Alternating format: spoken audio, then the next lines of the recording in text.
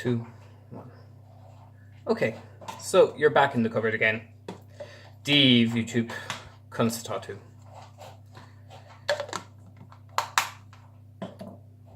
Should it stay or should it go? I'm going to start this brain ramblings and I'm going to have a set time limit for it of about 10 minutes. The video itself will be a little bit longer. I posted on my Facebook, my personal Facebook, that I wasn't sure what way I was going to vote in the referendum. And that's purely because of one thing.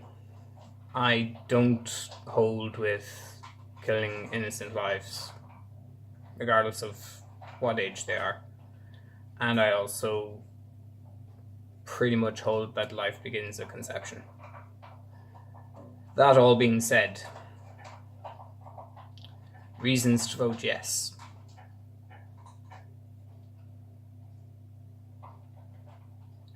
We shouldn't be speaking out of both sides of our mouth on this issue. On the one hand, we can't have it in this country unless there's an immediate risk to the life of the woman. That's what our current legislation holds. After that, yeah, you have to leave the country to have it done. You know, we voted in '83 to put the 8th Amendment in. We amended legislation to give women the right to travel and the right to access information. That kind of, it's hypocrisy and it's NIMBYism. It's doesn't make sense. If you're against it, and the majority were, then you don't automatically say, right, you can do it, but don't do it here. Okay, go over there.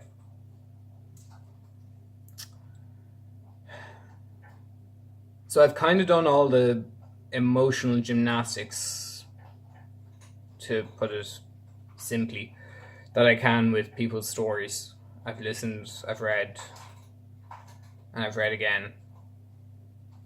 Now I'm looking at the heads of the bill that is being proposed should the repeal happen, and it's unrestricted access for 12 weeks, the first 12 weeks of pregnancy.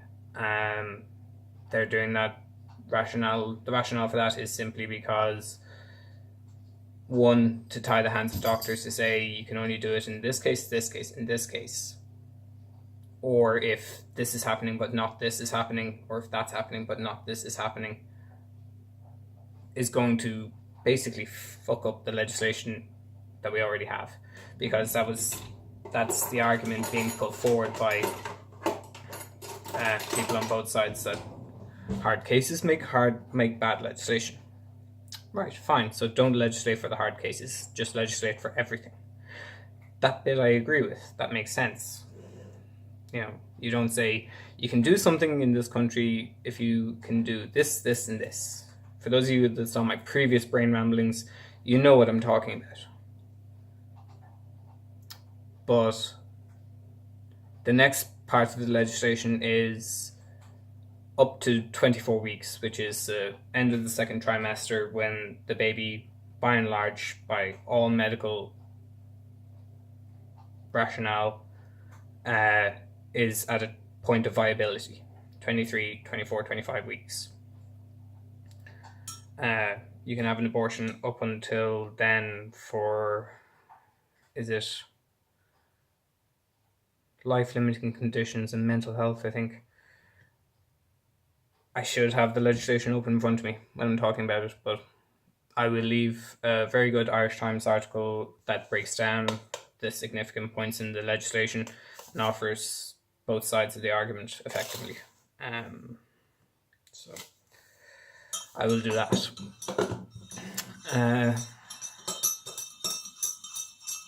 As I said, NIMBYism isn't a good excuse for saying you can do something here or there, but not here, you know. So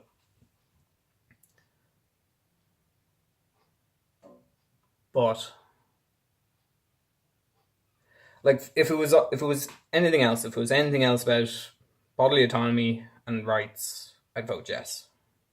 But the inevitable outcome of voting yes is what I have a problem with. The caveat to that is that it's happening anyway.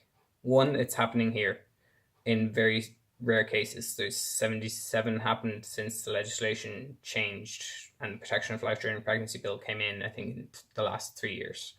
77 cases, according to an article I read. So 77 abortions happened in this country in 3 years. Under medical supervision, with full protection of the law. Cool, right. Compare that to the couple thousand people that leave every year to go and have an abortion in another country.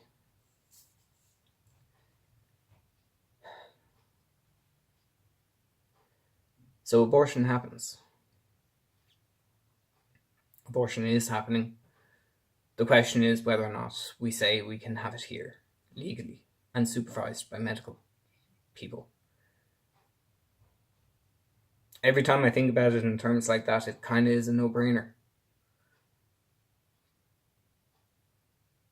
But I'm pro-life. But I'm pro-choice. There was one other thing that came up in conversations with friends that I've had over Facebook and in person. If you're a woman and you go in for any kind of treatment in a hospital or in a GP surgery, they're going to ask you when your last period was, or do you think you could be pregnant? And to quote one friend, make you pee on a stick. I don't know whether they actually make you do that or not, but I suppose it's possible that they could and would. So one of the things that the Eighth Amendment does is mean that the Eighth Amendment, for those of you that don't know, gives equal right to life of the unborn as it does to the mother, and as far as practicable, should vindicate both rights.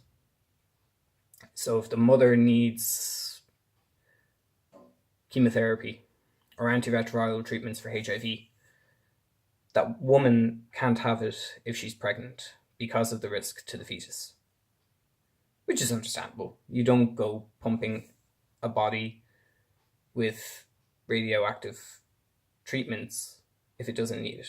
The mother needs it, the unborn doesn't. The antiretroviral treatments, I don't know what effect that would have, but I wanted to point out that yes, women get HIV too. And your treatment probably would be withheld if you were pregnant. So what happens then? Do you go abroad and have an abortion as things stand? Or do you take a case and say that you're suicidal, if indeed you are? Because I don't think you'd actually lie about that just to get chemotherapy.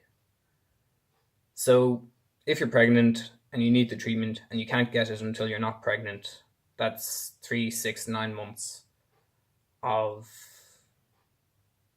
illness without treatment.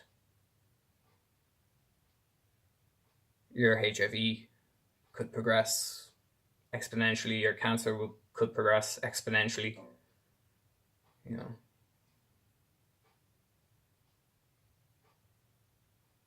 I don't know. I'm still undecided, and I only have a minute left. So I'm still undecided. I know what I'll do. I know I'll vote, because fucked if I'm not voting. That's stupid.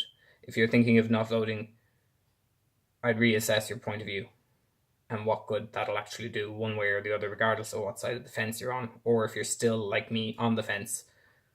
And if you're still on the fence, we both need to buy some thicker underwear. Bad humor maybe, but anyway, can't be all serious all the time. I'm going to vote. I know pretty much how I'm going to vote. If I vote the way people probably expected me to vote, then I'll just have to deal with the consequences of that somehow.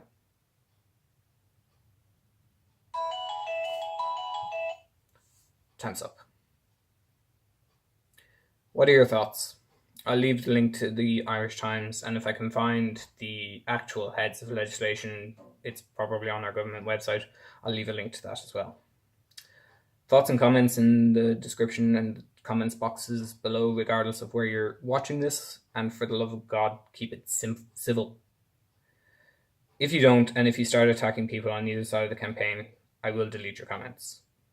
End of. Gur maith agat, slán go fóill, and vote.